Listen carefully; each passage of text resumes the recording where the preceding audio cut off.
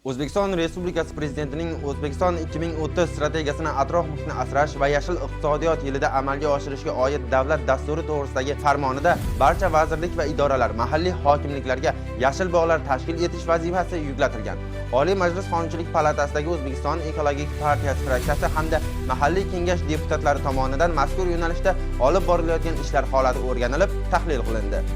O'rganish natijalariga ko'ra vazirlik va idoralar tomonidan 2025-yil 1-aprel holatiga mamlakatimiz bo'ylab 2107 gektardan oshiq maydonda jami 138 ta yashil bog' tashkil qilingan. Umumiy hisobda mazkur bog'larda 732 mingdan ziyod turli mevali manzarali daraxt ko'chatlari ekilgan. Albatta bu hammasi emas, yil yakuniga qadar prezident farmoni bilan davlat dasturida belgilangan mazkur vazifa ijrosini ta'minlash ko'lami yanada kengayib, yashil bog'larimiz soni ortadi degan umiddamiz. Shuningdek, yashil makon umummilliy loyihasi doirasida ham har bir vazirlik va idoralar, mahalliy hokimliklar tomonidan qancha daraxt ekilishi ham aniq ko'rsatilgan. Bu borada olib borilayotgan ishlar yuzasidan ham partiyamiz xodimlari hamda fraksiyamiz deputatlari o'rganish ishlarini olib bormoqda. Bizlarni kuzatib boring, bu boradagi so'nggi ma'lumotlarni ham sizlarga taqdim etamiz.